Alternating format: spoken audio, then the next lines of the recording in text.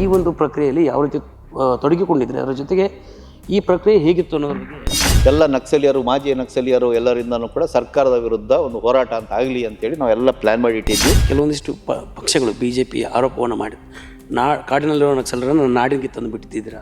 ಈ ಕ್ರಿಮಿನಲ್ಸ್ ಎಲ್ಲ ಕೂಡ ಪಾರ್ಲಿಮೆಂಟಲ್ಲಿ ಕೂತ್ಕೊಂಡಿದ್ದಾರೆ, ವಿಧಾನಸೌಧಗಳಲ್ಲಿ ಕೂತ್ಕೊಂಡಿದ್ದಾರೆ. ಅವರಲ್ಲ 2026ಕ್ಕೆ ಒಂದು ಗಡುವನ್ನು ಕೊಟ್ಟಿರುವಂಥದ್ದು ಅಮಿತ್ ಶಾ ಅವರು, ನಕ್ಸಲರು ಬಂದು ಶರಣಾಗಬೇಕು ಅನ್ನೋದು. ಆ ಜನರನ್ನ ಇಷ್ಟು ನಾಚಿಕೆ ಆಗೋದಿಲ್ವಾ? ಕರ್ನಾಟಕ ಇಡೀ ಭಾರತದ ಆದಿವಾಸಿಗಳ ಪರಿಸ್ಥಿತಿ ಹೆಂಗಿದೆ? 75 ವರ್ಷ ಆಯಿತು, ಒಂದು ಸಿಸ್ಟಮಿಗೆ ನಾಚಿಕೆ ಆಗಬೇಕಲ್ವ? ಇದು ಧೋರಣೆ ವ್ಯವಸ್ಥೆಯ ವಿರುದ್ಧ ಹೋರಾಟ ಮಾಡ್ತಿದ್ರು, ಇವತ್ತು ಮುಖ್ಯವಾಹಿನಿಗೆ ಬಂದಿದ್ದಾರೆ. ಅಂದರೆ ಅವರು ಈಗೆಲ್ಲ ನಾವು ಇದಕ್ಕೆ ಸರೆಂಡರ್ ಆಗಲ್ಲ ಅಂತಲೇ ಹೇಳಿದ್ದಾರೆ ಎಲ್ಲರೂ. ಇವರು ಸಹವಾಸ ಸಾಕು, ನಾನು ಕಾಡಿಗೆ ಹೋಗ್ಬೇಕು ಅನ್ಸ್ತದೆ, ಸಿಟ್ಟು ಬಂದು. ಪಶ್ಚಿಮ ಘಟ್ಟ ಮಲೆನಾಡಿನಲ್ಲಿ ಆಕ್ಟಿವ್ ಆಗಿದ್ದಂಥ ನಕ್ಸಲರನ್ನು ಇವತ್ತು ಮುಖ್ಯವಾಹಿನಿಗೆ ಕರೆತರುವ ಕೆಲಸ ಆಗಿದೆ. ಸರ್ಕಾರದ ಮುಂದೆ ಅವರು ಬಂದು ಶರಣಾಗತಿ ಆಗಿದ್ದಾರೆ. ಅದರ ಜೊತೆಗೆ ಅವರ ಮುಂದಿನ ಕಾನೂನು ಪ್ರಕ್ರಿಯೆ ಹೇಗಿರುತ್ತೆ, ಆ ಎಲ್ಲ ವಿಚಾರಗಳ ಬಗ್ಗೆ ನಮ್ಮ ಜೊತೆ ಮಾತನಾಡೋದಕ್ಕೆ ನೂರ್ ಶ್ರೀಧರ್ ಸರ್ ಇದ್ದಾರೆ. ಅವರು ಕೂಡ 2014ರಲ್ಲಿ ನಕ್ಸಲಿಸಮನ್ನು ತೊರೆದು ಮುಖ್ಯವಾಹಿನಿಗೆ ಬಂದಂಥವರು. ಸರ್, ನೀವು ಈ ಒಂದು ಪ್ರಕ್ರಿಯೆಯಲ್ಲಿ ಯಾವ ರೀತಿ ತೊಡಗಿಕೊಂಡಿದ್ರೆ, ಅದರ ಜೊತೆಗೆ ಈ ಪ್ರಕ್ರಿಯೆ ಹೇಗಿತ್ತು ಅನ್ನೋದ್ರ ಬಗ್ಗೆ ಸ್ವಲ್ಪ ಹೇಳೋದು. ಏನಿಲ್ಲ ಸರ್, ಇದು ರಿಯಾಕ್ಷನ್ ವಿಕ್ರಮ್ ಗೌಡೊಂದು ಟ್ರಿಗರ್ ಪಾಯಿಂಟ್ ಆಯ್ತು. ಇದಕ್ಕಿಂತ ಮೊದಲು ನಾವು ಏನು ಆಲ್ರೆಡಿ 7 ಜನ ನಕ್ಸಲೈಟರು ಬಂದು ಕಷ್ಟದಲ್ಲಿದ್ದಾರೆ, ಅವ್ರಿಗೂ ಸಂಬಂಧಪಟ್ಟಂಗೆ ಸರ್ಕಾರದತ್ತ ಪುಷ್ ಮಾಡೋದು ಅದೆಲ್ಲ ನಾವು ನಡೆಸ್ತಾ ಇದ್ವಿ. ಅದು ಮುಂದಕ್ಕೆ ಹೋಗ್ತಿರಲಿಲ್ಲ, ಬೇಸರ ಇತ್ತು. ಆ್ಯಕ್ಚುಲಿ ನಾವು ಧರಣಿ ಮಾಡೋಣ ಅಂತ ಒಂದು ತೀರ್ಮಾನ ಮಾಡಿದ್ವಿ. ಈಗ ಈ ಪ್ರೋಸೆಸ್ನಲ್ಲಿ ಅಲ್ಲಿ ಹೋಗ್ಬಿಟ್ಟು SP ಚಿಕ್ಕಮಗಳೂರು SP ಆಫೀಸ್ ಮುಂದೆ ನಾನು ಆ್ಯಕ್ಚುಲಿ ಮೊನ್ನೆ ಸಿರಿವೆನ್ನ ನಾಗರಾಜ್ ಅವ್ರಿಗೂ ಮತ್ತು ಒಂದು ಟೀಮ್ ಹೋಗಿ DC ಕಂಡು ಬಂದಿತ್ತು ರೀಸೆಂಟಾಗಿ. ವಿಕ್ರಮ್ ಗೌಡರ ಈ ಘಟನೆ 1 ತಿಂಗಳಿಂದೆ ಅವ್ರಿಗೋಗಿ ಕೊಟ್ಟು ಬನ್ನಿ, 1 ತಿಂಗಳು ಟೈಮ್ ಕೊಡೋಣ. ಅವ್ರು ಮಾಡಲಿಲ್ಲ ಅಂದರೆ ನಾನು ಬರ್ತೀನಿ, ಎಲ್ಲರೂ ಹೋಗ್ಬಿಟ್ಟು SP ಆಫೀಸ್ ಮುಂದೆ ಕೂತ್ಕೊಂಡ್ಬಿಡೋಣ ಧರಣಿ. 7 ಜನರದ್ದು ಬಗೆಹರಿಸೋ ತನಕ ನಾವು ಹೋಗೋದಿಲ್ಲ ಅಂತೇಳಿ ಧರಣಿ ಕೊಡೋಣ. ಎಲ್ಲ ನಕ್ಸಲಿಯರು, ಮಾಜಿ ನಕ್ಸಲಿಯರು ಎಲ್ಲರಿಂದನೂ ಕೂಡ ಸರ್ಕಾರದ ವಿರುದ್ಧ ಒಂದು ಹೋರಾಟ ಅಂತ ಆಗಲಿ ಅಂತೇಳಿ ನಾವೆಲ್ಲ ಪ್ಲ್ಯಾನ್ ಮಾಡಿ ಇಟ್ಟಿದ್ವಿ. ಡೆಫಿನೆಟ್ಲಿ ಲಾಸ್ಟ್ ತಿಂಗಳಲ್ಲಿ ನಾವು ಹೋರಾಟ ಮಾಡ್ತಾಯಿದ್ವಿ. ಅದು ಒಂದು ಕಡೆ ಪ್ಲ್ಯಾನ್ ಆಗಿತ್ತು. ಅದೇ ಟೈಮಲ್ಲಿ ವಿಕ್ರಮ್ ಗೌಡದ್ದು ಈ ಘಟನೆ ನಡೀತು.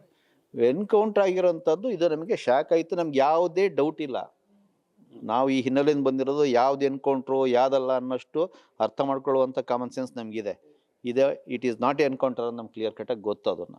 ಸೊ ಹಾಗಾಗಿ ಅದನ್ನು ಇಮ್ಮಿಡಿಯೇಟಾಗಿ ಬಂದು ನಾವು ಅದನ್ನು ಖಂಡನೆ ಮಾಡಿದ್ವಿ, ಅದನ್ನು ಇದು ಮಾಡಿದ್ವಿ. ಬಟ್ ಅದಕ್ಕೆ ಖಂಡನೆ ಮಾಡೋಕ್ಕೋಸ್ಕರ ನಮಗೆ ಮತ್ತೆ ವೇದಿಕೆ ಕೊಟ್ಟಿದ್ದು ಶಾಂತಿಗಾಗಿ ನಾಗರಿಕರ ವೇದಿಕೆ. ಅದುವರೆ ತನಕ ನಾನು ಶಾಂತಿಗಾಗಿ ನಾಗರಿಕರ ವೇದಿಕೆಯ ಭಾಗ ಅಲ್ಲ, ನಾನು ಬೇರೆ ಚಳವಳಿಯ ಭಾಗವಾಗಿದ್ದೀನಿ. ಶಾಂತಿಗಾಗಿ ನಾಗರಿಕ ವೇದಿಕೆ ಅವರೊಂದು ಪ್ರಯತ್ನ, ಅವರು ನಿರಂತರವಾಗಿ ಅವತ್ತಿಂದ ಮಾಡ್ಕೊಂಬರ್ತಿದ್ದಾರೆ. ಬಟ್ ನಾವು ಹಿಂಗೆ ಮಾಡಬೇಕು ಅಂತ ಹೇಳಿದಾಗ ಅವ್ರು ಬನ್ನಿ ನಾವೇ ಒಟ್ಟಿಗೆ ಸೇರಿ ಮಾಡೋಣ ಅಂತ ಹೇಳಿದ್ರು. ಹಾಗಾಗಿ ಶಾಂತಿಗಾಗಿ ನಾಗರಿಕ ವೇದಿಕೆಯಿಂದ ಪ್ರೆಸ್ ಮೀಟ್ ಅದನ್ನು ಮಾಡಿದ್ವಿ. ಆಮೇಲೆ ನೆಕ್ಸ್ಟ್ CM ಜೊತೆ ಮೀಟಿಂಗ್ ಆಯಿತು. ಆ ಮೀಟಿಂಗು ನಾನು ಹೋಗಿರಲಿಲ್ಲ, ಅವ್ರ ನಿಯೋಗ ಎಲ್ಲ ಹೋಗಿ CMನ ಭೇಟಿ ಮಾಡ್ತು ಡಿಸೆಂಬರ್ 1ಕ್ಕೆ. ಅದರೊಳಗೆ ಇವರು 3 ವಿಚಾರ ಹೇಳಿದ್ದಾರೆ. ಒಂದು, ಕೊಮ್ಮಿಂಗ್ ನಿಲ್ಲಿಸಿ. ಎರಡನೆಯದಾಗಿ ಅವರ ಬಗ್ಗೆ ನೀವು ಒಂದು ಪಾಸಿಟಿವ್ ಅಪೀಲ್ನ ನೀವು ಮಾಡಿ, ನಾವು ಕೂಡ ಅವ್ರ ಜೊತೆ ಮಾತನಾಡಿ ನಾವು ಕರೆತರುವಂಥ ಪ್ರಯತ್ನ ಮಾಡ್ತೀವಿ, ಒಂದು ಅವಕಾಶ ಕೊಡಿ, ಆಗುತ್ತೋ ಇಲ್ಲೋ ಗೊತ್ತಿಲ್ಲ, ಪ್ರಯತ್ನ ಮಾಡ್ತೀವಿ ಅನ್ನುವಂಥ ವಿಚಾರ ಹೇಳಿದರು. ಅವರು CM ಪಾಸಿಟಿವ್ ಆಗಿ ರೆಸ್ಪಾಂಡ್ ಮಾಡಿದ್ರಂತೆ, ನೀವು ಮಾಡಿ ಅಂಥೇಳಿ. ಆಮೇಲೆ ಅವರು ಕೂಡ ಸುದ್ದಿ ಮೂಡಿಸಿದ್ರು, ಇಲ್ಲ ನಿಮಗಿರೋ ಎಲ್ಲ ಕಾಂಟ್ಯಾಕ್ಟ್ಸ್ ಹೇಳೋಣ ಅಂತ. ಸೊ ನನಗೂ ಕೂಡ ಆ ಹಿನ್ನೆಲೆಯಿಂದ ಬಂದಿರೋದ್ರಿಂದ, ಮತ್ತು ನಮ್ಮಲ್ಲಿ ಸಂಘಟನೆ ಇದೆ, ಕರ್ನಾಟಕ ಜನಶಕ್ತಿ ಅಂತ ನಮ್ಮ ಸಂಘಟನೆ ಇದೆ, ನಾನು ಅದರ ಪ್ರೆಸಿಡೆಂಟು. ಹಾಗಾಗಿ ಅಲ್ಲಿ ನಮ್ಮ ಟೀಮ್ಸು ಕೂಡ ಇದೆ, ಹಾಡಿಗಳಲ್ಲಿ ನಮ್ಮ ಘಟಕಗಳಿದ್ದಾವೆ. ಹಂಗಾಗಿ ಎಲ್ಲರಿಗೂ ಹೇಳಿದ್ವಿ, ನಾವು ಇರುವಂಥ ದಲಿತ ಸಂಘಟನೆಯವರಿದ್ದಾರೆ, ಕೆಲವು ರೈತ ಸಂಘದ ಘಟಕಗಳಿದ್ದಾರೆ, ಆದಿವಾಸಿ ಸಂಘಟನೆ ಇದ್ದಾರೆ, ಎಲ್ಲರಿಗೂ ಹೇಳಿದ್ವಿ ನಾವು. ಯಾರ್ಯಾರು ಈ ಟೈಪ್ ಇದ್ದಾರೋ ನಿಮ್ಗೆ ಅವ್ರು, ಯಾಕಂದರೆ ಅವರೇನು ಕಾಡಲ್ಲಿ ಎಲ್ಲರೂ ಏನು ಕಡೆ ನಕ್ಸಲ್ ಇಡ್ತಾರೆ, ಕಾಡಲ್ಲಿ ಇರ್ತಾರೆ, ಕಾಡಲ್ಲಿ ಜನರ ನಡುವೆ ಇರ್ತಾರೆ. ಸೊ ಜನರನ್ನು ಭೇಟಿ ಮಾಡೇ ಮಾಡ್ತಾರೆ ಅವರು. ಸೊ ಹಂಗಿದ್ದಾಗ ಸಿಕ್ಕಾಗ ಅವ್ರನ್ನ ಹೇಳಿ ಆದಷ್ಟು ಕನ್ವಿನ್ಸ್ ಮಾಡೋಕ್ಕೆ ಟ್ರೈ ಮಾಡಿ, ಆಗಲಿ ಅಂದರೆ ಕನಿಷ್ಠ ಒಂದ್ಸರಿ ಸಿಗಕ್ಕೆ ಹೇಳಿ, ನಮ್ಮ ಮಾತು ಕೇಳಿಸ್ಕೊಳಕ್ಕೆ ಹೇಳಿ. ಆಮೇಲೆ ಅವ್ರು ಬೇಕೋ ಬೇಡ ಅವ್ರು ತೀರ್ಮಾನ ಮಾಡಲಿ. ಈ ಮೆಸೇಜನ್ನೆಲ್ಲ ಕಳಿಸಿದ್ವಿ. ಅದರ ಭಾಗವಾಗಿ ಡಿಸೆಂಬರ್ 1st ವೀಕ್ನಲ್ಲಿ ಅವರೆಲ್ಲವೂ ಕೂಡ ಸಿಕ್ಕು ಹೋಗಿದ್ದು, ಅದನ್ನೆಲ್ಲ ಕೂಡ ಸಿಕ್ಕಿದ್ದಾರೆ, ಇವ್ರು ಮಾತಾಡಿದ್ದಾರೆ, ಇವ್ರು ಹೇಳಿದ್ದಾರೆ. ಆದರೆ ಅವ್ರ ಕಡೆಯಿಂದ ಏನೂ ಹೇಳಿಲ್ಲ. ಅವ್ರು ಹ್ಞೂ ಅಂತ ಹೇಳಿಲ್ಲ, ಇಲ್ಲ ಅಂತಲೂ ಹೇಳಿಲ್ಲ. ನೋಡೋಣ, ನಮಗೆ ನಾವು ಮಾತಾಡ್ಕೊಳ್ತೀವಿ, ಇದ್ರೆ ಹೇಳ್ತೀವಿ. ಅಂದರೆ ಅವರು ಈಗೆಲ್ಲ ನಾವು ಇದಕ್ಕೆ ಸರೆಂಡರ್ ಆಗಲ್ಲ ಅಂತಲೇ ಹೇಳಿದ್ದಾರೆ ಎಲ್ಲರೂ, ನಾವು ಸರೆಂಡರ್ ಆಗೋದಿಲ್ಲ ಅಂಥೇಳಿ. ಸರೆಂಡರ್ ಅಂದರೆ ಅವ್ರು ಏನಪ್ಪ ಅಂದರೆ ಹೋಗಿ ಮೂಗುಜ್ಜೋದು ಅಂತ, ನೆಲಕ್ಕೆ ಮೂಗುಜ್ಜೋದು. ಆ ಮೂಗುಜ್ಜಲ್ಲ ಅಂತ ಅರ್ಥ. ಸರೆಂಡರ್ ಆಗಲ್ಲ ಅಂದರೆ ಮೂಗುಜ್ಜಲ್ಲ ಅಂತ ಅರ್ಥ. ಆದರು ಅದನ್ನು ಆಗಲ್ಲ ಅಂತಲೇ ಅವ್ರು ಹೇಳಿದ್ದಾರೆ. ಆವಾಗ ಇವರು ಇಲ್ಲ, ಒಂದು ಸರಿ ಮಾತಾಡಬೇಕಂತೆ, ಮಾತಾಡೋಕ್ಕೆ ಅವಕಾಶ ಕೊಡಿ ಅಂತ ಹೇಳಿದ್ದಾರೆ. ಅದ್ರ ಬಗ್ಗೆ ನೋಡ್ತೀವಿ, ಹೇಳ್ತೀವಿ, ಮಾತಾಡ್ಕೊಂಡು ಹೇಳ್ತೀವಿ ಅಂತ ಹೇಳಿದ್ದಾರೆ. ಆಮೇಲೆ ಸರಿ ಮಾತಾಡೋಣ ಅಂತೇಳಿ ಅವ್ರು ಲೆಟ್ರ್ ಕಳಿಸಿದರು. ಅವರು 15ನೇ ತಾರೀಕು ಚೀಟಿ ಕಳಿಸಿದ್ದಾರೆ. ನಾವು 18ನೇ ತಾರೀಕಿಗೆ ಹೋಗಿ ಇವರು ಇಂಟೆಲಿಜೆನ್ಸ್ ಆಫೀಸರ್ ಹೇಮಂತ್ ಕುಮಾರ್ ಅವ್ರು ಭೇಟಿ ಮಾಡಿದ್ವಿ. ಆಮೇಲೆ ನೆಕ್ಸ್ಟ್ CM ಭೇಟಿ ಮಾಡಿದ್ವಿ. ಆಮೇಲೆ ಅವರು ಸರ್ಕಾರದ ಇನ್ನೂ ಸ್ಪಷ್ಟ ನೀತಿ ಹೇಳಿರಲಿಲ್ಲ. ಅವ್ರು ನಮ್ಗೆ ಹೇಳಿದ್ದು 28ನೇ ತಾರೀಕು, ಡಿಸೆಂಬರ್ 20. ಎಷ್ಟು ಫಾಸ್ಟಾಗಿ ನೋಡಿ, ಡಿಸೆಂಬರ್ 28ನೇ ತಾರೀಕು ಫೈನಲ್ ಅವ್ರು ಹೊರಗೆ ಹೇಳಿದ್ದು. ಎಸ್, ನಾವು ಕೇಳಿದ್ದವರಿಗೆ ನೀವು ಅವ್ರು ಬಂದರೆ ಮತ್ತೆ ಅವ್ರನ್ನ ಒಳಗೆ ಹಾಕಬಾರ್ದು, ಅಂದರೆ ಅರೆಸ್ಟ್ ಆಗುತ್ತೆ ಅದು ಪ್ರಶ್ನೆ ಬೇರೆ, ಪರ್ಮನೆಂಟಾಗಿ ಒಳಗಿರಂಗೆ ಮಾಡಬಾರ್ದು, ಅವ್ರಿಗೆ ಹೊರಗೆ ಬರಬೇಕು ಬೇರೆ. ನೀವು ಅದಕ್ಕೆ ಗ್ಯಾರಂಟಿ ಮಾಡಿದ್ರೆ ಮಾತ್ರ ನಾವು ಟ್ರೈ ಮಾಡ್ತೀವಿ, ಮಿಕ್ಕಿದ್ದೆಲ್ಲ ಕಂಡೀಷನ್ಸ್ ಇರಲಿ, ಈ ಒಂದು ಕಂಡೀಷನ್ ಗ್ಯಾರಂಟಿ ಇರಬೇಕು ನಮಗೆ ಅಂತೇಳಿ ಅವರು ಓಕೆ ಅಂತ ಹೇಳಿದಕ್ಕೋಸ್ಕರ 28ನೇ ತಾರೀಕು ಹೇಳಿದ್ರು, 29ಕ್ಕೆ ಸ್ಟೇಟ್ಮೆಂಟ್ ಕೊಟ್ಟರು. ನಾವು 1ನೇ ತಾರೀಕಲ್ಲಿ ಹೊರಟು 1ನೇ ತಾರೀಕು ಮತ್ತವ್ರು ಕಾಂಟ್ಯಾಕ್ಟಿಗೆ ಬಂದರು, 2ನೇ ತಾರೀಕು ಹೊರಟು ನಾವು 3ಕ್ಕೆ ಹೋದ್ವಿ. ಅಲ್ಲಿಂದ ಮಾತುಕತೆಗಳು ಎಲ್ಲವೂ ಕೂಡ ನಡೆದು ಕೊನೆಗೆ ಒಂದು ಭಾಳ ಸ್ವಿಫ್ಟಾಗಿ ನಡೀತು, ಎಲ್ಲವೂ ಕೂಡ ಭಾಳ ಸ್ವಿಫ್ಟಾಗಿ ನಡೆದು ಮತ್ತು ಅವರೊಂದಿಷ್ಟು ಪಟ್ಟಿ ಕೊಟ್ಟರು, ಆ ಪಟ್ಟಿನ ತಂದು ಮತ್ತು ಇವ್ರಿಗೆ ಕೊಟ್ವಿ. ಪಾಯಿಂಟ್ ಟು ಪಾಯಿಂಟ್ ಚರ್ಚೆ ನಡೀತು, ಜನರಲ್ ಪಾಯಿಂಟ್ ಟು ಪಾಯಿಂಟ್ ಕೊಟ್ಟರು. ಆಮೇಲೆ ಇವರು ಸರಿ ನಮ್ಮ ಪರವಾಗಿ ಹೇಳಿ ಅಂದರು. ನಾವು ಹೋಗಿ ಓರಲ್ಲಾಗಿ ಏನು ಹೇಳೋಣ, ಹೋಗ್ಬಿಟ್ಟು ಹಿಂಗೆ ಹೇಳಿದ್ದಾರೆ ಅಂತ ಹೇಳಿದ್ರೆ ಅವ್ರ್ಯಾಕೆ ನಂಬೇಕು ನಮ್ಮ ಮಾತನ್ನು. ಸೊ ನೀವು ರಿಟರ್ನಲ್ಲಿ ಕೊಡಬೇಕು ಅಂತ ಕೇಳಿದ್ವಿ. ಅವ್ರಿಗೆ ಸ್ವಲ್ಪ ಮುಜುಗರನೇ, ಸರ್ಕಾರಕ್ಕೆ ಬರೆದು ಕೊಡೋವಂಥದ್ದು ಅಭ್ಯಾಸ ಇಲ್ಲ. ಸೊ ಜನರಿಗೆ ಅವರು ಪಾಪ ಅವ್ರು ನಮಗೆ ಕೇಳ್ತಾರೆ, ನಾವು ಬರೆದು ಕೊಡ್ತೀವಿ, ಅವ್ರಿಗೂ ಅಭ್ಯಾಸ ಇಲ್ಲ, ಕೇಳಿದ್ವಿ ಇಲ್ಲ ಬರೆದು ಕೊಡಬೇಕು ಅಂತ ಹೇಳಿದ್ರಿ. ಅದು ದೊಡ್ಡತನ ಏನಪ್ಪ ಅಂದರೆ ಅಧಿಕಾರಿಗಳು ಅದನ್ನು ತೋರಿಸ್ದಲ್ಲೇ ಕೂತ್ಕೊಂಡು ಬರೆದು ಕೊಟ್ಟರು. ಇಡೀ ನಿಜ ಹೇಳ್ಬೇಕಂದ್ರೆ ಇಡೀ ನೈಟ್ ವರ್ಕ್ ಮಾಡಿದ್ದಾರೆ, ನನಗೆ ಗೊತ್ತಾಯ್ತು ಅದನ್ನು. ಆ ಲೆಟರ್ನ ಹಾಗೆ ಅಷ್ಟು ಮಿಟಿಕ್ಯುಲಸ್ ಉತ್ತರವನ್ನು ಸುಮ್ಮನೆ ಹಿಂಗೆ ಬರೆಯೋಕ್ಕಾಗಲ್ಲ. ನಾವು ನೈಟ್ ಮಾತಾಡಿದ್ದೀವಿ, ಬೆಳಗ್ಗೆ ಅವರು 7 ಗಂಟೆಗೆ ವಾಟ್ಸಪ್ಪಲ್ಲಿ ಕಳಿಸಿದ್ದಾರೆ ಲೆಟರ್ನ, ಮಿಟಿಕ್ಯುಲಸ್ ಬರೆದಿದ್ದಾರೆ ಉತ್ತರವನ್ನು. ಕೆಲವೆಲ್ಲ ನಾವು ಚರ್ಚೆಗೆ ಮಾಡಿದ್ಕಿಂತನೂ ಚೆನ್ನಾಗಿ ಬರೆದಿದ್ದಾರೆ ಅದನ್ನು. So this good. ಸೊ ಅದರಲ್ಲಿರುವಂಥವರು ಒಂದು ಒಳ್ಳೆ ಅಪ್ರೋಚ್, ಅದು ನಮಗೆ ಸ್ವಲ್ಪ ಕಾನ್ಫಿಡೆನ್ಸ್ ಕೊಡ್ತು. Oh good, they are taking it seriously ಅಂತೇಳಿ ಮತ್ತೆ ಅದನ್ನು ತೊಗೊಂಡು ಮತ್ತೆ ನಾವು ಹೋದ್ವಿ ಹೊರಗಡೆ. ಐತಿಹಾಸಿಕ ನಿರ್ಧಾರಕ್ಕೆ ಬಂದಿರೋ ಸಿದ್ದರಾಮಯ್ಯನವರು ಈಗ ಬೇರೆ ಬೇರೆ ರಾಜ್ಯಗಳಲ್ಲೂ ಕೂಡ ನಕ್ಸಲೈಟದ ಪರಿಸ್ಥಿತಿ ತುಂಬ ಇದೆ. ಸೊ ಈ ನಕ್ಸಲರನ್ನ ಮುಖ್ಯವಾಹಿನಿಗೆ ತರುವಲ್ಲಿ ಸಿದ್ದರಾಮಯ್ಯವ್ರ ಪಾತ್ರ ಎಷ್ಟು ಮುಖ್ಯ? ಖಂಡಿತ ಯಾವಾಗಲೂ ಕೂಡ ಒಂದು ಚೀಫ್ ಮಿನಿಸ್ಟರ್ನ ಅಪ್ರೋಚ್ ಏನು ಅನ್ನೋದು it makes A lot of change. So ಹಾಗಾಗಿ ಮೊದಲು ಸರಿ ಅಪ್ರೋಚ್ ಮಾಡಿದಾಗಲೂ ಕೂಡ, ಅವಾಗ ನಾವು ಬರಬೇಕಾದ್ರೆ ಅವಾಗ ಅಪ್ರೋಚ್ ಮಾಡಿದಾಗಲೂ ಕೂಡ ಅವ್ರು ಪಾಸಿಟಿವ್ ರೆಸ್ಪಾಂಡ್ ಮಾಡಿದರು. ಈ ಸರಿ ಕೂಡ ಪಾಸ್ ಮಾಡಿದ್ರು. ಇದ್ರ ಮಧ್ಯೆ ವಿಕ್ರಮ್ ಗೌಡ ಅವ್ರ ವಿಚಾರದಲ್ಲಿ ಅವ್ರು ಏನು ಸ್ಟೇಟ್ಮೆಂಟ್ ಕೊಟ್ಟರು ಅದು ಒಂದು ಟೈಪ್ ಅಬರೇಷನ್ ಟೈಪ್ ಇದೆ. ಅದು generally it is not his attitude, it was very bad. ನಮಗೇನೆ ಶಾಕ್ ಆಯ್ತು, ಏನು ವಾಟ್ ಇಸ್ ದಿಸ್, ಇದು ಏನು ಮಾತು, ಏನು ಭಾಷೆ ಅದು. ಸೊ ಇರಲಿ, ಏನು ಮಾಡೋಕ್ಕಲ್ಲ, ಮನುಷ್ಯರು ನಾನಾ ಟೈಪ್ ಆಗ್ತಾವೆಲ್ಲ, ಆಲ್ ಇನ್ ದ ಗೇಮ್. ಸರ್ಕಾರದ ಧೋರಣೆ ವ್ಯವಸ್ಥೆಯ ವಿರುದ್ಧ ಹೋರಾಟ ಮಾಡ್ತಿದ್ರು, ಇವತ್ತು ಮುಖ್ಯವಾಹಿನಿಗೆ ಬಂದಿದ್ದಾರೆ. ಅವರ ಮುಂದಿನ ಹೋರಾಟ ಹೇಗಿರುತ್ತೆ, ಅದ್ರ ಜೊತೆಗೆ ಕಾನೂನು ಪ್ರಕ್ರಿಯೆ ಅದೇ ಮುಂದಿನ ಹೋರಾಟ, ಪಾಪ ಅವ್ರು ಫಸ್ಟ್ ಹೊರಗೆ ಬರಬೇಕು. ಕಾನೂನು ಪ್ರಕ್ರಿಯೆದು ದೊಡ್ಡ ಸವಾಲು. ಈಗ ಇಷ್ಟು ಕೇಸ್ನಲ್ಲಿ ಫಸ್ಟ್ ಬೇಲ್ ಆಗಬೇಕು. ಸೊ ಬೇಲ್ ಆಗಬೇಕು ಅಂತ ಹೇಳಿದ್ರೆ ಸರ್ಕಾರ ಅದಕ್ಕೆ ಸರಿಯಾದಂಥ ಒಂದು ಅಪ್ರೋಚ್ ತಾಳಬೇಕು. ಈಗ ಬೇಲ್ ಮಾಡಿಸ್ಬೇಕು ಅಂದರೆ ಹೆಂಗೆ ಹೇಳಿ, ಈಗ ನೀವು ಕಲ್ಪನೆ ಮಾಡಿ, 250 ಸೀರಿಯಸ್ ನಿಮ್ಮ ಕೇಸಪ್ಪ ನಿಮ್ಮ ಮೇಲೆ, ನಿಮಗೆ ಜೀವಾವಧಿ ಶಿಕ್ಷೆ ಸಿಗುವಂಥ 250 ಕೇಸ್ ಇದಾವೆ ಅಂತ ಅನ್ಕೊಳ್ಳಿ. ಅವ್ರ ಮೇಲೆ ಎಷ್ಟಿದೆ? ಲತಾ ಅವ್ರ ಮೇಲೆ 84 ಕೇಸ್ ಇದ್ದಾವೆ, ವನಜಾಕ್ಷಿ ಮೇಲೆ ಒಂದು 72 ಕೇಸ್ ಇದ್ದಾವೆ, ಜಯಣ್ಣನ ಮೇಲೆ 57 ಕೇಸ್ಗಳಿದ್ದಾವೆ. ಈ ಕೇಸ್ಗಳ ನಂಬರ್ ಚೇಂಜ್ ಆಗ್ತಿರ್ತವೆ. ಕೆಲವು ಹೆಂಗಾಗ್ತಪ್ಪ ಅಂದ್ರೆ ಇಷ್ಟು ಹೇಳ್ತಾರೆ, ನೀವು ಎಂಟ್ರಿ ಮಾಡ್ಬೇಕಾದ್ರೆ ಇನ್ನೊಂದು 20 ಸೇರಿಸ್ತಾರೆ ಅಲ್ಲಿ. ಯಾಕಂದ್ರೆ ಎಲ್ಲೆಲ್ಲೋ ಬರೆದಿಟ್ಬಿಟ್ಟಿರ್ತಾರೆ, ಎಲ್ಲ ತಂದಾಕ್ತಾರೆ. ಕನ್ಯಾಕುಮಾರಿ ಮೇಲೆ ಮಾತಾಡಿದಾಗ ಅವ್ರು ಒಟ್ಟು ಹೇಳಿದ್ದೇನಪ್ಪ ಅಂದರೆ, ನಮ್ಮ ಇಲ್ಲಿಂದು ಕರ್ನಾಟಕದ್ದು 15, ಇದ್ರದ್ದು 9, ಕೇರಳದವು ಒಟ್ಟು 24 ಅಂತ ಹೇಳಿದ್ರು.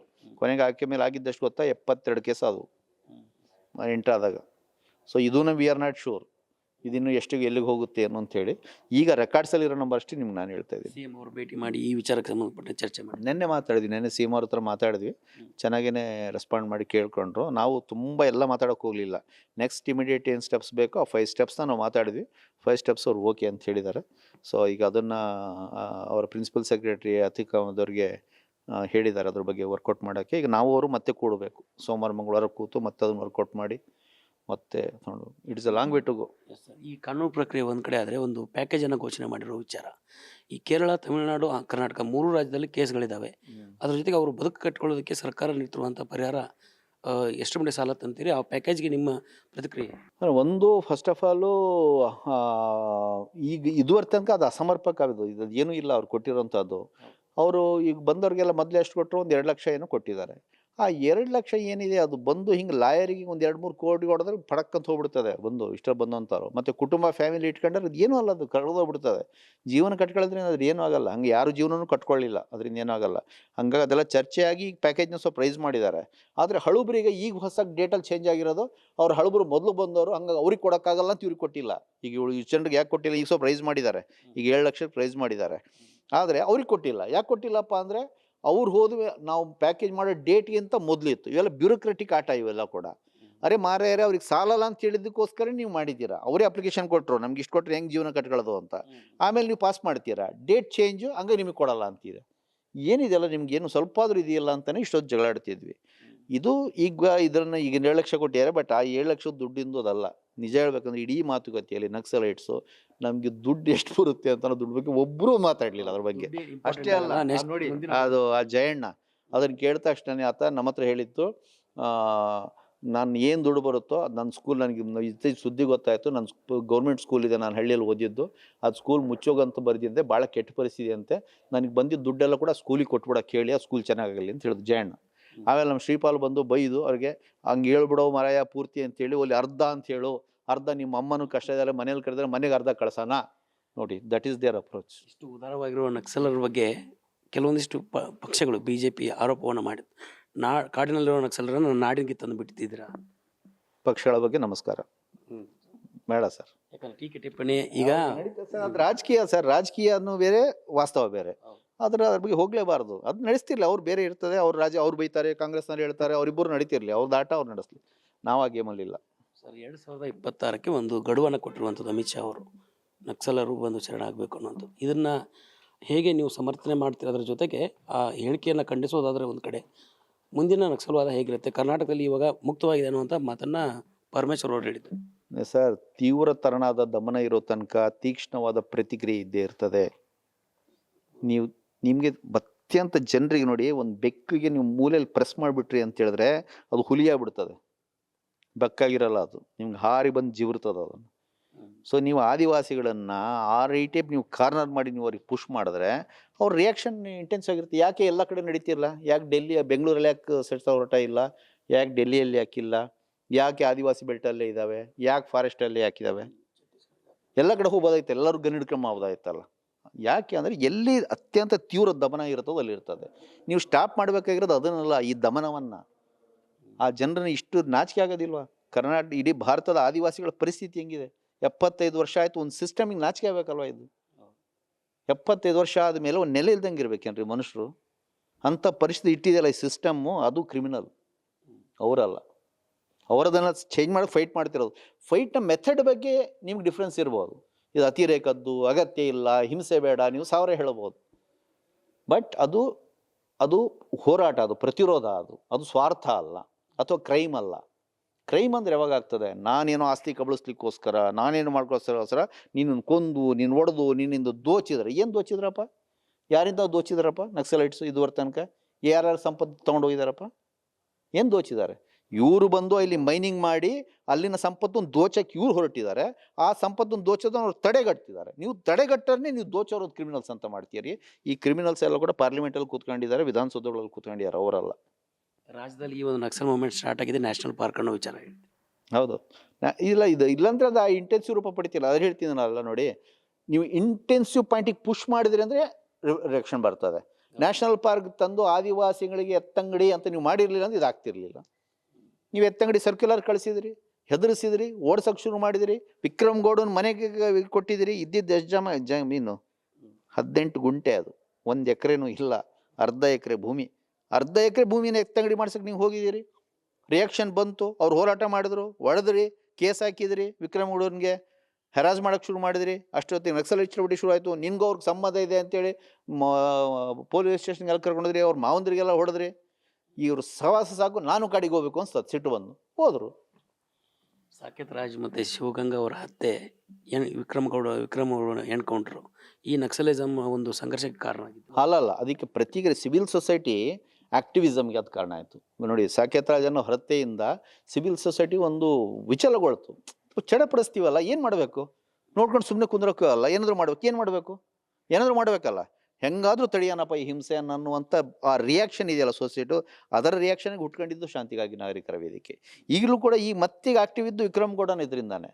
ಇಲ್ಲಾಂದ್ರೆ ಏನೋ ನಡೀತಿತ್ತು, ನಾವು ಕೂಡ ಸುಮ್ಮನೆ ಇದ್ವಿ. ಯಾವಾಗ ವಿಕ್ರಮ್ ಗೌಡಂದಾಯ್ತೋ, ಅಯ್ಯೋ ಇದಾಗಬಾರ್ದಪ್ಪ ಅಂತ ಇದನ್ನ ಶಾಂತಿಕ ನಾಗರಿಕ ವೇದಿಕೆ ಅಲ್ಲ, ಇಡೀ ಸಮಾಜ ಪ್ರತಿಕ್ರಿಯಿಸಿದೆ. ಮೀಡಿಯಾದಲ್ಲಿ ಬರೆದಿದ್ದಾರೆ, ಸೋಷಿಯಲ್ ಮೀಡಿಯಾದಲ್ಲಿ ಬರೆದಿದ್ದಾರೆ. ಎಷ್ಟೋ ಜನ ಫ್ಯಾಕ್ಟ್ ಫೈಂಡಿಂಗ್ ಹೋದ್ರು, ನವೀನ್ ಸುರಂಜಿ, ಕಾಟಿಪಾಳ್ಯ ಇವರೆಲ್ಲ ಕೂಡ ಫ್ಯಾಕ್ಟ್ ಫೈಂಡಿಂಗ್ ಹೋಗಿ ಬಂದರು. ಎಲ್ಲ ಒಬ್ಬೊಬ್ಬರೊಂದು ಟೈಪ್ ಪ್ರತಿಕ್ರಿಯಿಸಿದ್ದಾರೆ. ಶಾಂತಿಕ ನಾಗರಿಕರೇನು ಒಂದು ಟೈಪ್ ಓದಿದ್ದಾರೆ. ಬಟ್ ಇದೊಂದು ಸಿಸ್ಟಮೆಟಿಕ್ ಕೆಲಸ ಮಾಡ್ತಾ ಬಂದಿರುವಂಥ ವೇದಿಕೆ ಆಗಿರೋದ್ರಿಂದ ಇದಕ್ಕೊಂದು ಅನುಭವ ಇದೆ, ಒಂದು ನೆರೇಟಿವ್ ಇದೆ, ಇದರೊಳಗೆ ಒಂದು ಕಲ್ಪನೆ ಇದೆ. ಇದಕ್ಕೆ ಲಾಂಗ್ ಇದು ಬರೀ ಒಂದು ಇಂಡಿವಿಜುವಲ್ ಅಲ್ಲ, ಇಟ್ ಇಸ್ ಒಂದು ಥಾಟ್ ಪ್ರೊಸೆಸ್ಸಲ್ಲಿರುವಂಥ ಆರ್ಗನೈಸೇಷನ್. ಹಾಗಾಗಿ ಅದನ್ನು ಸ್ವಲ್ಪ ಸಿಸ್ಟಮೆಟಿಕ್ ಆಗಿ ವರ್ಕ್ ಮಾಡ್ತದೆ. ಬಟ್ ಇದು ಇಡೀ ಸಿವಿಲ್ ಸೊಸೈಟಿಯ ಪ್ರಯತ್ನ. ಇದು ಕೂಡ ನಾನು ಬರೀ ಶಾಂತಿಗಾಗಿ ನಾಗರಿಕರ ವೇದಿಕೆಯ ಪ್ರಯತ್ನದಿಂದಾಗಿ ಹೇಳ್ತಿಲ್ಲ, ಇದು ಇಡೀ ಕರ್ನಾಟಕದ ನಾಗರಿಕ ಸಮಾಜದ ಪ್ರಯತ್ನ. 2014ರಲ್ಲಿ ನೀವು ನಕ್ಸಲಿಸಮ್ ತೊರೆದು ಮುಖ್ಯವಾಹಿನಿಗೆ ಬಂದಿದ್ರಿ. 10 ವರ್ಷದ ಒಂದು ವ್ಯತ್ಯಾಸ ಏನು ಅನಿಸುತ್ತೆ ಸರ್ ನಿಮಗೆ? ಮುಂದಿನ ನಕ್ಸಲರು ಹೋರಾಟ ಯಾವ ರೀತಿ ಇರುತ್ತೆ? ಒಂದು ಆ ಹೋರಾಟ ಬಿಟ್ಟು ಈ ಹೋರಾಟಕ್ಕೆ ಬಂದಿದ್ರ ಬಗ್ಗೆ ಬಹಳ ಖುಷಿನೇ ಇದೆ ಒಂದು. ಎರಡನೆಯದು ಹೊರಗಡೆ ಇದ್ದಂಥ ಚಳವಳಿಗಳು 95ರಿಂದ ಹಿಡಿದು 2015 ತನಕ ಹೆಚ್ಚು ಕಡಿಮೆ 20 ವರ್ಷ ಡಿಕ್ಲೈನಿಂಗ್ನಲ್ಲಿದ್ದು. ನೀವು 95 ತನಕ ಗ್ರಾಫ್ ನೋಡಿ, ಯಾವುದೇ ಹೋರಾಟ ನೋಡಿ, ನೀವು ನಕ್ಸಲೈಟ್ ಮೂವ್ಮೆಂಟೇ ನೋಡಿ, ರೈತ ಮೂವ್ಮೆಂಟೇ ನೋಡಿ, ದಲಿತ್ ಮೂವ್ಮೆಂಟೇ ನೋಡಿ, ಕಮ್ಯುನಿಸ್ಟ್ ಮೂವ್ಮೆಂಟೇ ನೋಡಿ, ಅವು ಅಪ್ಗ್ರೇಡಲ್ಲಿತ್ತು. 95 ನಂತರದಲ್ಲಿ ನೋಡಿ ನೀವು ಡೌನ್ ಆಗಿದ್ದಾವೆ, ಎಲ್ಲ ಮೂವ್ಮೆಂಟ್ಸು ಡೌನ್ ಆಗಿದ್ದಾವೆ, ಸ್ಪ್ಲಿಟ್ ಆಗಿದ್ದಾವೆ, ಒಡೆದೋಗಿದ್ದಾವೆ. ಅದು ಯಾಕೆ? ಅದೊಂದು ಸೋಷಿಯಲ್ ಫೆನಾಮೆನ. ಆ ಚರ್ಚೆ ಈಗ ಬೇಡ, ಈಗಿರೋಂಥದ್ದು ಇನ್ನೊಂದು ಸರಿ ಸೆಮಿನಾರಲ್ಲಿ ಮಾತಾಡೋಣ. ಸೊ ಅದೆಲ್ಲ ಕೂಡ ಆಯಿತು. ಆದರೆ ಈ 2015 ನಂತರದಲ್ಲಿ ನೀವು ಗಮನಿಸಿ, 2015 ನಂತರದಲ್ಲಿ ಮತ್ತೆ ಅದು ರೈಸ್ ಆಗ್ತಾ ಇದೆ ಹೋರಾಟಗಳು, ಯೂನಿಟ್ ಆಗೋವಂಥದ್ದು, ಒಟ್ಟಿಗೆ ಸೇರೋವಂಥದ್ದು. ಇವತ್ತು ಕರ್ನಾಟಕದಲ್ಲಿ ಎಲ್ಲ ರೈತ ಸಂಘಟನೆಗಳು ಒಟ್ಟಿಗೆ ಕೂತ್ಕೊಂಡು ಹೋರಾಟ ಮಾಡ್ತಾರೆ. ದಾಸಂಸ ದಲಿತ ಸಂಘಟನೆ ಸಮೇತ ಒಡೆದೋಗಿತ್ತು, ಬಟ್ ಎಲ್ಲರೂ ಸೇರ್ಕೊಂಡ್ಬಿಟ್ಟು ದೊಡ್ಡ ಸಮಾವೇಶನ ಮಾಡ್ತಾರೆ. ಕರ್ನಾಟಕದಲ್ಲಿರುವಂಥ ರೈತ, ದಲಿತ, ಕಾರ್ಮಿಕ ಸಂಘಟನೆಗಳು ಸೇರಿ ಇದನ್ನು ಮಾಡ್ಕೊಳ್ತಾರೆ, ಏನು ಸಂಯುಕ್ತ ಹೋರಾಟವನ್ನು ಮಾಡ್ಕೊಳ್ತಾರೆ.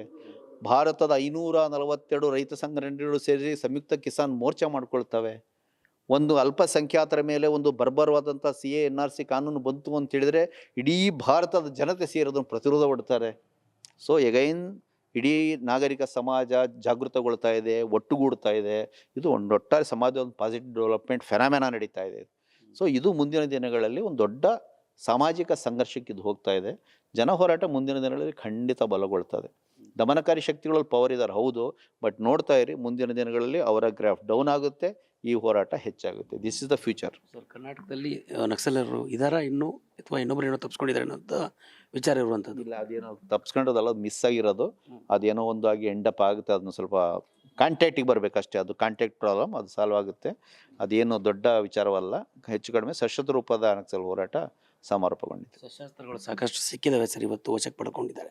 ಇದರ ಹಿಂದಿನ ಶಸ್ತ್ರಾಸ್ತ್ರ ಸಿಗೋದು ಹಿಂದಿನ ಮೂಲ ಏನು ಸರ್? ಅಂದರೆ ಒಬ್ಬ ಹೋರಾಟಗಾರರಿಗೆ ಇಂಥ ದೊಡ್ಡ ದೊಡ್ಡ ಶಸ್ತ್ರಾಸ್ತ್ರಗಳು ಸಿಗೋದು, LED ID ಅನ್ನೋದು ಅವ್ರ ವ್ಯಕ್ತಿ ಅಲ್ಲವಲ್ಲ ಸರ್, ಅದು ನಕ್ಸಲೈಟ್ ಮೂವ್ಮೆಂಟ್ ಒಂದು ಚಳುವಳಿ, ಅದರದೇ ಒಂದು ನೆಟ್ವರ್ಕ್ ಇದೆ ಅದರದೆಲ್ಲ ಕೂಡ. ಸೊ ಆ ನೆಟ್ವರ್ಕ್ನ ಭಾಗವಾಗಿ ಎಲ್ಲಿ ಈಗ ನೀವೆಲ್ಲ ಕೂಡ ನೀವು ಕ್ಯಾಮ್ರಾಗಳು ಇವೆಲ್ಲ ನೀವು ಜೋಡಿಸ್ಕೊಳ್ಳೋಲ್ಲ ನಿಮ್ಮ ಪ್ರೊಫೆಷನ್ಗೆ. ಅವರ ಹೋರಾಟಕ್ಕೆ ಬೇಕಂದ್ರೆ ಅವ್ರು ಜೋಡಿಸ್ಕೊಂಡಿದ್ದಾರೆ. ಒನ್ ಡೇದಲ್ಲ ಅದು, ಇಟ್ಸ್ ಎ ಸಿಸ್ಟಮ್. ಇವತ್ತು ಶಸ್ತ್ರಾಸ್ತ್ರ ಬಿಟ್ಟು ಹೋರಾಟ ಮಾಡುವಂಥದ್ದು ಜಾಸ್ತಿ ಹೆಚ್ಚಾಗಬೇಕು ಅನ್ನೋದು ನಿಮ್ಮ ಪ್ರಜಾತಾಂತ್ರಿಕ ಹೋರಾಟದ ಅಗತ್ಯ ಇದೆ. ಎಲ್ಲರೂ ಒಟ್ಟುಗೂಡಿ ಹೋರಾಟ ಮಾಡುವಂಥ ಅಗತ್ಯ ಇದೆ. ಆ ಪ್ರಕ್ರಿಯೆ ನಡೀತಿದೆ, ಅದನ್ನು ನಾವೆಲ್ಲರೂ ಸೇರಿ ಬಲಗೊಳಿಸ್ಬೇಕು. ಶಸ್ತ್ರಾಸ್ತ್ರಕ್ಕೆ ನೀವು ಕೂಡ ಸಲಹೆ ಕೊಡ್ತೀರಿ ಇದ್ದವರಿಗೆ? ಅಲ್ಲ, ಖಂಡಿತವಾಗಿ ಕೂಡ ಇವತ್ತಿನ ಅದು ಹೊಸ ಹೋರಾಟದ ರೂಪ ಅಗತ್ಯ ಇದೆ ಇವತ್ತು. Thank you. ಇದಿಷ್ಟು ನೂರ್ ಶ್ರೀಧರ್ ಅವರ ಮಾತು. ಕ್ಯಾಮ್ರಾ ಪರ್ಸನ್ ಪಂಪಾಪತಿ ಜೊತೆ Durgesh Naik, guarantee news, Bengaluru. Guarantee news, ಸುದ್ದಿ ಖಚಿತ, ನ್ಯಾಯ ನಿಶ್ಚಿತ.